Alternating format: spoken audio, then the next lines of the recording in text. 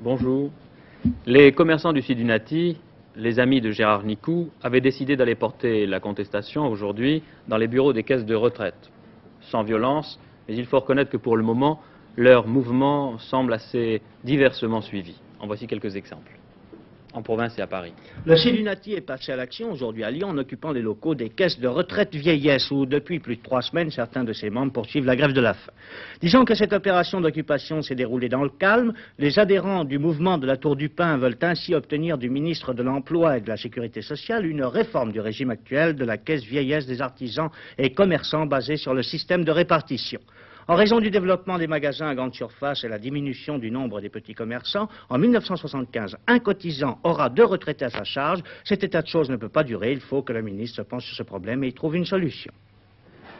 Hervé Chabalier a enquêté ce matin à Paris, dans plusieurs points de Paris.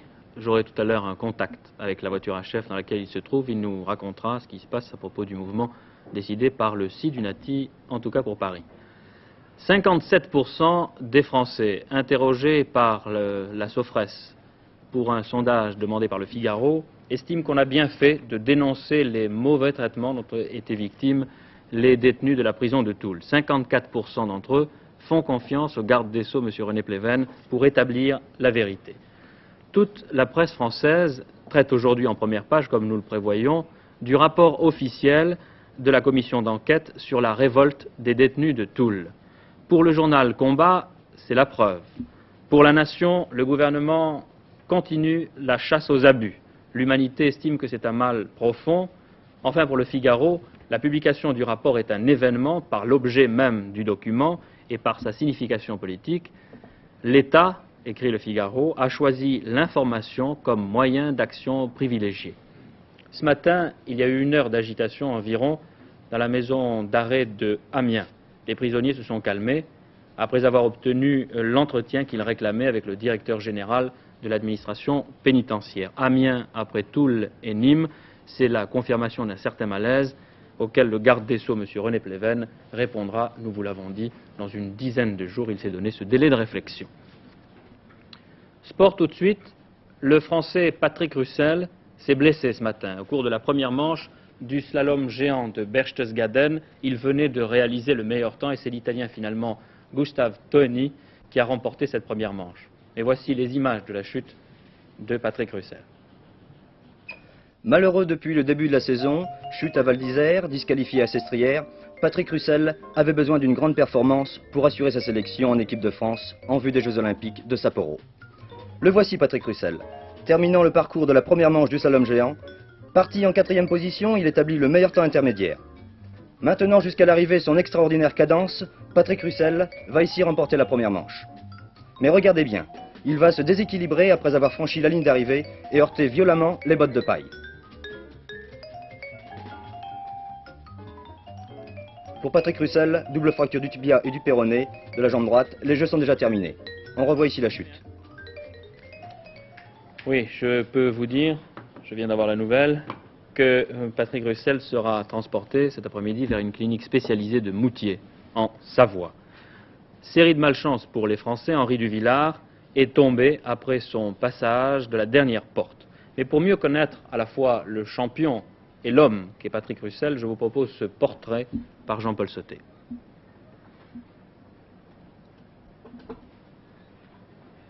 Je pense que vous allez la voir d'un instant à l'autre. Le voici. Oui, je pense que vous l'aurez dans quelques instants. Je vais, si vous le voulez bien, passer en attendant l'actualité internationale pour vous dire que dernière étape avant Dhaka pour le cheikh Mujibur Rahman, la Nouvelle-Delhi. Madame Gandhi a accueilli personnellement le cheikh Rahman couvert de pétales de rose par la foule. Il a dit « Le bon sens a prévalu sur la folie, je rentre sans haine pour qui que ce soit dans un Bengale libre, indépendant et souverain. » Une façon de rappeler aux Indiens que s'il a besoin de leur aide, il se passera volontiers de leur protection. En Thaïlande, des maquisards communistes ont réussi à pénétrer dans la base géante d'Utapao et à l'attaquer à l'explosif. C'est à Utapao que sont basés les fameux bombardiers B-52 qui effectuent régulièrement des missions en Indochine. Les B-52 ont d'ailleurs poursuivi aujourd'hui leur raid prévu au Laos et au Cambodge. En somme, cet accord monétaire, c'était une affaire en or, semble dire ces deux spéculateurs, avec un magot. Ce dessin créé par l'humoriste Jacques Lappe pour la presse de province, vaut-il pour expliquer la fièvre de l'or de ces derniers jours à la Bourse de Paris? C'est la question que je pose à Jean-Michel Quatrepoint, à la Bourse de Paris.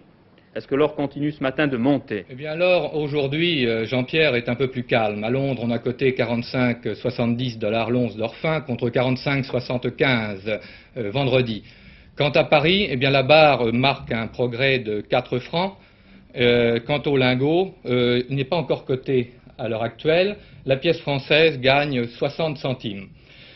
Les voleurs, vous savez, auraient mieux fait de prendre de l'or que des dollars. Effectivement, on avait passé sous silence un peu à Washington le rôle futur de l'or. Et en ce début d'année, il se rappelle au bon souvenir des gouvernements. La prime par rapport à la nouvelle parité officielle du dollar est maintenant de 25%. Quant aux valeurs françaises, eh bien aujourd'hui elles sont un peu plus hésitantes. Il faut d'abord digérer la hausse des quelques 4,5% enregistrés en 3 séances la semaine dernière. Et puis ici on a quelques inquiétudes quant à l'ouverture des nouvelles négociations commerciales vendredi à Bruxelles entre les 6 et les États-Unis. Et à ce sujet, on a noté que le Congrès américain ne se réunirait pas le 18 janvier, mais au début du mois de février seulement, pour avaliser, on l'espère, en quelque sorte, la dévaluation du dollar. À vous, Jean-Pierre. Nous vous retrouverons tout à l'heure, d'ailleurs, pour parler de l'OPEP, l'importante réunion à Genève de l'Organisation des pays producteurs de pétrole. Je vous ai fait entendre tout à l'heure l'avis de Lyon sur les manifestations déclenchées par le Sidunati. Je vous promettais un point fait à Paris par Hervé Chavalier. Ce point, le voici. Hervé Chavalier. Oui, eh bien, à Paris, le mot d'ordre d'occupation massive des caisses de retraite lancé par le Sidunati n'a pas été très suivi, c'est le moins que l'on puisse dire. Vous le voyez ici, au 28 boulevard de Grenelle, devant la caisse principale de la retraite des artisans. Tout est calme comme à l'ordinaire. Il faut dire, pour expliquer cette situation, que le Sidunati, dans la région parisienne, est loin de connaître le succès qu'il a à l'ordinaire dans le fief de Gérard Nicou, c'est-à-dire dans la région lyonnaise. Cependant, une poignée de militants du Sidunati se sont rendus dans quelques caisses de quartier de Paris ce matin pour distribuer des tracts et pour présenter à la direction de ces caisses leurs revendications. Du côté officiel, du côté du gouvernement, il n'y a eu encore aucune réaction aux manifestations de ce matin. On peut dire simplement que M. Boulin, le ministre de la Santé, a rappelé qu'un projet de loi était en préparation en ce moment pour fixer les nouvelles modalités de retraite des artisans et des commerçants. Ce projet de loi doit sortir, comme l'on dit en principe, au printemps prochain. Le ministère de la Santé insiste et dit que toutes les organisations de commerçants ont été consultées pour la préparation de ce projet de loi, le Sidunati comme les autres organisations. Et c'est pour cela que le ministère de la Santé, M. Boulin, juge et estime que les actions menées ce matin par le Sidunati sont purement démagogiques. À vous, Jean-Pierre Elkabbach. Avec un peu de patience, tout rentre dans l'ordre. Je vous annonçais un portrait de Patrick Russell qui vient de se blesser à Berchtesgaden. Voici ce portrait réalisé par Jean-Paul Sauté. «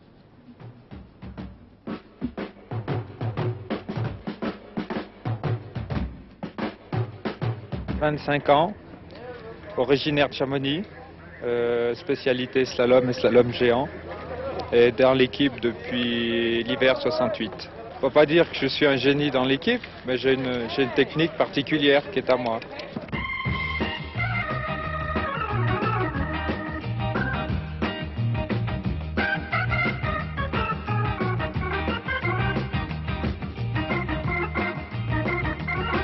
Patrick Russell, c'est certainement le garçon le plus doué techniquement.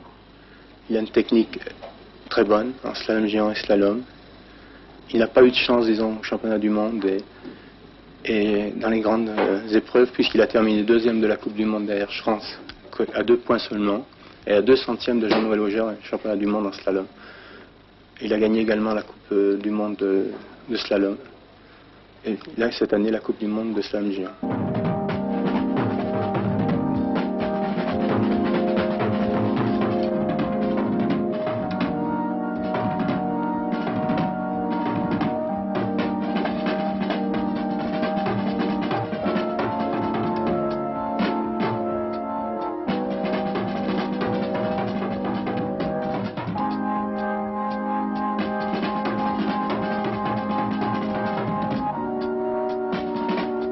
Il a les défauts de ses qualités, c'est un garçon qui a du caractère, Ça peut le servir dans certaines courses, c'est un gagneur parce qu'il a le caractère, mais quelquefois aussi quand ça va mal, jusqu'à maintenant, ça l'a desservi, disons, son caractère.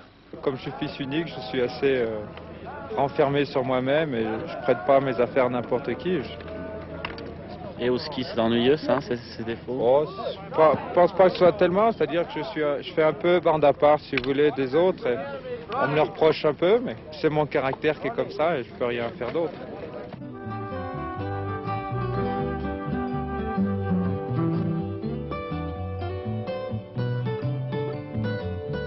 Moi, je suis Russell et Killy, c'est Killy, et c'était deux skis différents et deux techniques différentes. On ne peut pas faire des comparaisons entre les deux. Il faut bien que quelqu'un prenne la suite de Killy, tout de même. Oui, d'accord, mais ce sera au Russell ou au Gers ou Pence, ou ce sera quelqu'un, mais ce sera tout à fait différent de Killy. Je reçois à l'instant une confirmation de la prochaine visite officielle du président de la République, M. Pompidou, fin janvier, au Tchad et au Niger. M. Pompidou sera au Niger les 24, 25 et 26 janvier. Et tout de suite après, c'est les 26, 27 et 28 janvier chez le président Tombalbaye au Tchad. Lee Oswald est bien l'unique assassin du président John Kennedy, le premier médecin privé américain autorisé à examiner les radios prises lors de l'autopsie et les vêtements que portait ce jour-là John Kennedy confirme les conclusions du rapport officiel Warren. Le président Kennedy a été abattu par une seule personne, Lee Oswald a tué seul, et c'est la deuxième balle tirée qui a provoqué la mort.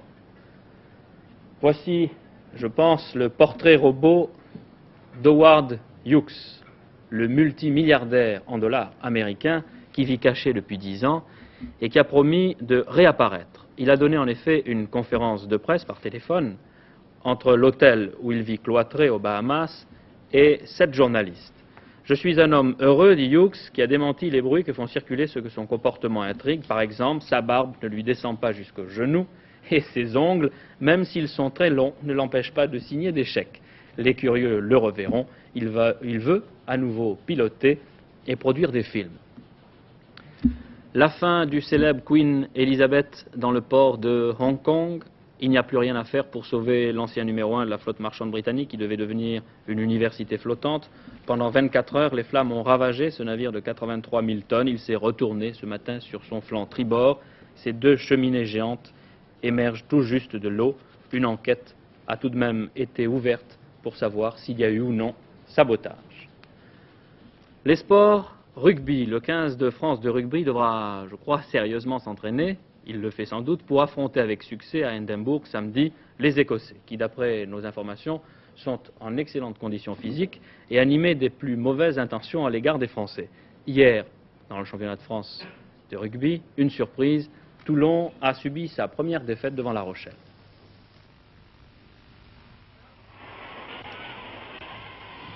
Dans un duel exemplaire d'avant, ne reculant pas d'un pouce, les buteurs ont dicté leur volonté. Et comme l'arrière de Toulon, Labouré, était dans un mauvais jour, conscient de son état, il avait même hésité à participer à la rencontre. Toulon a subi sa première défaite à La Rochelle sous la pluie et devant une foule record. Une foule qui faillit même noyer notre opérateur lorsque l'ouvreur Camille réussit un drop qui permettait au Stade Rochelais de mener 3-0 à la mi-temps. Les 6000 spectateurs crurent réellement à l'exploit lorsque le Toulonnais Guérin échappa sur ce petit coup de pied de Camille. La balle dans son embut, Carnac qui avait suivi marquait facilement en coin. Henri Bagua, le buteur officiel du Stade Rochelais, lui aussi souffreteux, ne réussit pas à transformer. 7-0, il restait un quart d'heure à jouer, les coups de pied tactiques de Labouré étaient précieux, de même que ses coups de pied en touche. Mais le pack Rochelais faisait preuve d'une plus grande présence et d'une plus grande volonté de vaincre, surtout en fin de match. À quelques secondes de la fin, l'arrière de La Rochelle, Vouzelot, réussissait la seule pénalité du match. La fête du rugby était totale à La Rochelle. La première défaite de Toulon par 10-0, un peu lourde, n'avait tout de même pas trop entamé l'optimisme de Christian Carrère. Christian Carrère, première défaite de Toulon, mais malgré tout, vous avez un petit sourire. Pour bien des équipes, cela remet les choses bien en place. Pour nous, ça nous mettra les pieds sur terre. Il faut encore travailler. Nous avons quelques faiblesses à la suite de tous les changements qu'il y a eu dans cette équipe. Nous allons travailler jusqu'à ces 16e. Puis je crois que malgré tout, à ce stade de la saison, il y a une petite baisse de régime au sein de toutes les équipes. Alors j'estime que dans quelques temps, nous allons remettre la gomme et je pense que ça repartira. Football, les Bastiais ont réussi une surprise hier. Ils ont reçu et battu les Nîmois 1-0.